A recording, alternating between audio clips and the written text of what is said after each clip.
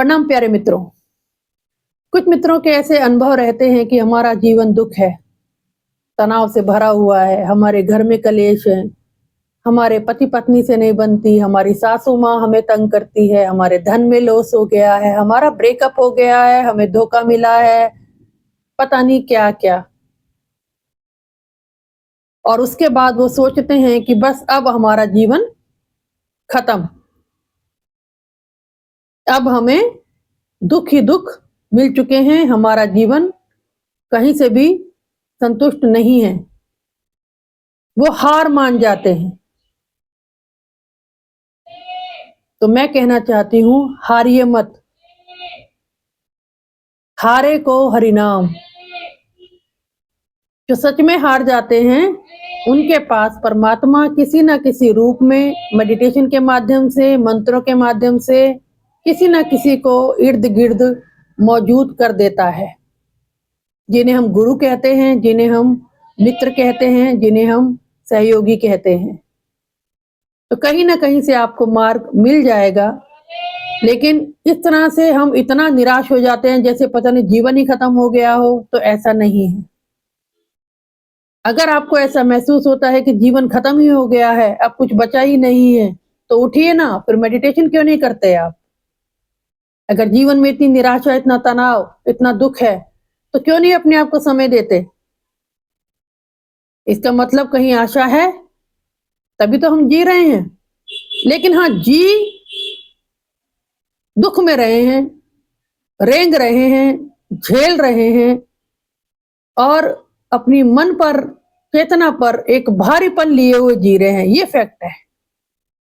तो इस भारीपन को उतार फेंकिए, इस कवच को उतार दीजिए जो आपको दुख की ओर ले जा रहा है। हिम्मत,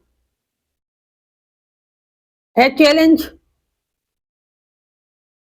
तो ये चैलेंज लीजिए, ये हिम्मत कीजिए कि हम इन दुखों को अब नहीं ढोएंगे, हम कुछ नया करेंगे, कुछ नए की खोज करेंगे, कुछ नया तलाशेंगे। तो मुझे भरोसा है कि जब हम अपने भीतर ये भाव लाते हैं कि हम कुछ नया करेंगे, तब कुछ नया हमारे सामने जरूर आ जाता है। कुछ ना कुछ सीखने की क्षमता रखिए। हमारे आसपास बहुत कुछ ऐसा नया घट भी रहा होता है जिसे हम अनदेखा कर देते हैं कि नहीं, अब हमारी उम्र हो गई है, नहीं अब हमें ये सब शोभा नहीं देता, अब हम ये सब नहीं सीख सकते, ये कैसे होगा। ऐसा नहीं है।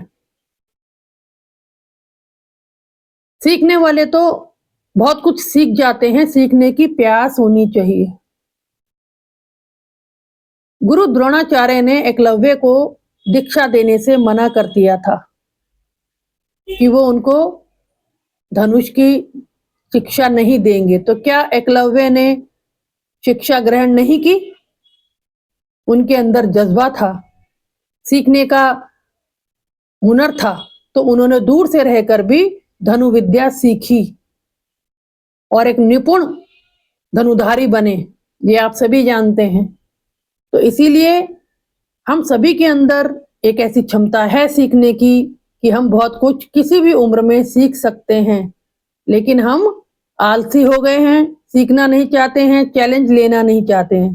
तो उठिए, चैलेंज लीजिए और कुछ ना कुछ नया करने की, सीखने की एक हिम्मत अपने भीतर बनाए रखिए। इससे हमारी ऊर्जा, हमारा शरीर, हमारी चेतना खिली रहती है। जब जब मनुष्य चैलेंज लेता है और नया सीखने का जज्बा रखता है, तब तब वो खिलावट में जीता है, आनंद में जीता है। तो कुछ भी करिए, जो आपको अच्छा लगता है वो कीजिए। मेडिटेशन अच्छा लगता है तो मेडिटेशन कीजिए, बागवानी अच्छी लगती है तो बागवानी कीजिए, पशु पक्षियों को खाना देना अच्छा लगता है तो वो कीजिए, उनकी सेवा कीजिए। एक छोटी सी बात आपको शेयर करती हूँ। एक बुजुर्ग महिला थी, उनका मैसेज मेरे पास आया व्हाट्सएप पर कि मीरा माँ, मैं इस समय 75 साल की हो रही हूँ, ध्यान तो मैं नहीं कर पाऊंगी क्योंकि मेरा शरीर अब साथ नहीं देता है, और लेकिन मेरे बच्चे सब सेट हो चुके हैं, कोई विदेश में है, कोई कहीं है, सबको जिम्मेवारी मैंने पूरी कर दी है, अब मेरा अकेले मन नहीं लगता है, मुझे कोई मार्ग बताएं। मैंने उनसे पूछा, आपको क्या करना अच्छा लगता है? तो उन्होंने कहा, मुझे प्लांट लगाना बहुत अच्छा लगता है, पेड़ पौधे। तो बोली, मेरी छत भी है, अगर मैं प्लांट लगाती हूँ और उनकी सेवा करती हूँ तो कई लोग मुझे कहते हैं कि पगला गई हो, इस उम्र में आप प्लांट लगा रही हो, आराम करो। उन्होंने मुझसे दिशा निर्देश मांगे तो मैंने उन्हें कहा कि इससे उम्र का कोई संबंध नहीं। अगर आप मेडिटेशन नहीं कर सकती, आपकी प्यास नहीं है, तो आप अपनी छत पर रोज एक नया प्लांट लगाएं, उसकी सेवा करें, उन्हें निहारें, उन्हें खाद दें, उन्हें पानी दें, उनके साथ बैठें।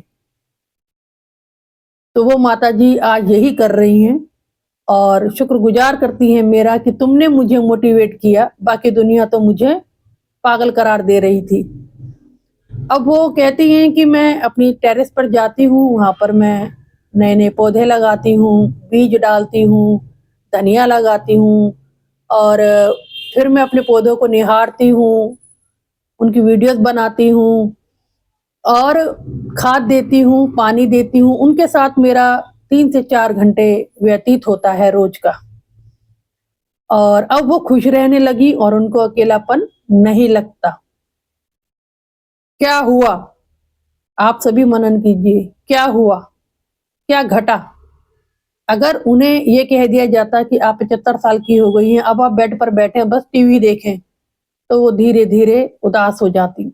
उनकी ऊर्जा और क्षीण हो जाती, मरने से पहले ही वो मर जाती। लेकिन मैंने उन्हें चैलेंज किया और उन्होंने इसको एक्सेप्ट किया और आज वो बहुत खुश हैं। और 5 मिनट का मेडिटेशन डेली करने लगी हैं। तो क्या सीखे हम?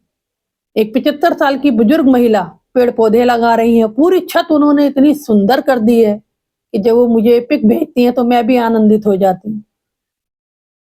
2 पौधों से उन्होंने शुरुआत की थी और धीरे-धीरे बीज डालते-डालते आज उन्होंने पूरी टेरेस अपनी बागवानी से भर दी। तो इस बात से हमने क्या सीखा? मुझे कमेंट करके बताएं।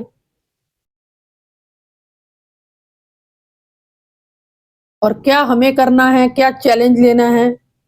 क्या आपको अच्छा लगता है? क्या आप कर सकते हैं? वो आप कीजिए। आपको डांस अच्छा लगता है, डांस कीजिए। आपको मेडिटेशन अच्छा लगता है, मेडिटेशन कीजिए।